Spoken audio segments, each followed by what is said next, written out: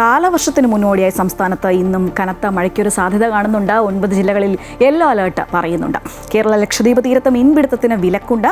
ബുധനാഴ്ച എല്ലാ ജില്ലകളിലും കനത്ത മഴ മുന്നറിയിപ്പുമുണ്ട്. അനഘ ചേരുകയാണ് കൂടുതൽ വിവരങ്ങളുമായി. Anagha, good morning. ഈ മഴ പറയുന്നുണ്ട്, പൊതുവേ പലയിടത്തും പരക്കെ ശക്തമായ മഴ കിട്ടുന്നുണ്ട്. ബുധനാഴ്ചയാണെങ്കിൽ കാലവർഷം എത്തും എന്നുള്ളൊരു പ്രവചനമുണ്ട്. അപ്പോൾ ഇനി അങ്ങോട്ട് മഴക്കാലം തന്നെ ആയിരിക്കുമല്ലേ?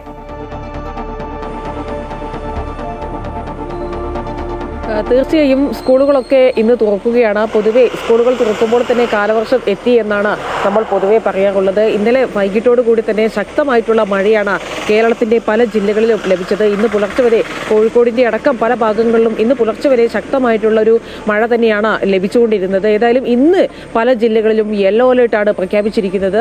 3-ാം തീയതിയാണ് വിവിധ ജില്ലകളിൽ ഓറഞ്ച് അലേർട്ട് പ്രഖ്യാപിച്ചിട്ടുള്ളത്. മധ്യ കേരളത്തിലാണ് ഇത്തരത്തിൽ 3-ാം തീയതി ഓറഞ്ച് അലേർട്ടുകൾ പ്രഖ്യാപിച്ചിട്ടുള്ളത്. ഏതായാലും കാലവർഷത്തിന് മുന്നോടിയായി തന്നെ മത്സ്യത്തൊഴിലാളികൾക്കെല്ലാം തന്നെ ജാഗ്രതാ നിർദ്ദേശം നൽകിയിട്ടുണ്ട്. കേരള ലക്ഷദ്വീപ് തീരങ്ങളിലടക്കം 4-ാം തീയതി വരെ മത്സ്യബന്ധനത്തിന് വിലക്കുകൾ ഏർപ്പെടുത്തിയിട്ടുണ്ട്. ഏതായാലും ഇടിമിന്നൽ ജാഗ്രതാ നിർദ്ദേശവും നൽകിയിട്ടുണ്ട്. നമുക്കറിയാം, കേരളത്തിൽ കഴിഞ്ഞ അടുത്തിടെയായി അടക്കം ഇടിമിന്നലേറ്റ് ചില കുട്ടികളടക്കം മരിച്ച ഒരു സാഹചര്യം ഉണ്ടായിരുന്നു. ഏതായാലും ഇടിമിന്നലിനടക്കം അതീവ ജാഗ്രത പുലർത്തണം എന്ന് തന്നെയാണ് കേന്ദ്ര കാലാവസ്ഥാ വകുപ്പ് അറിയിപ്പ് നൽകുന്നത്. ഏതായാലും അണക്കെട്ടുകളിലൊന്നും തന്നെ വെള്ളം വർദ്ധിച്ചിട്ടില്ല. നിലവിൽ അണക്കെട്ടുകളെല്ലാം തന്നെ യെല്ലോ അലേർട്ടിൽ തന്നെയാണ്.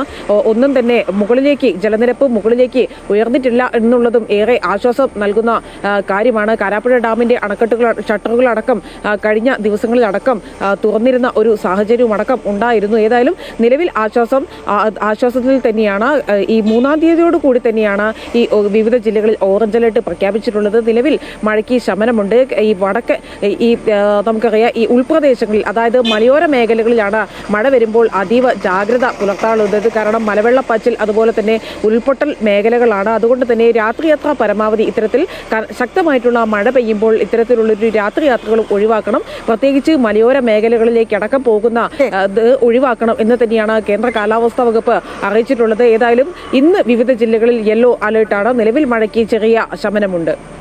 എല്ലാവരും ശ്രദ്ധിക്കുക. ഇന്ന് കനത്ത മഴയ്ക്കുള്ള ഒരു സാധ്യതയാണ് പ്രവചിക്കുന്നത്. വിവരങ്ങളുമായി ഒപ്പം ചേരുകയായിരുന്നു അനഘ.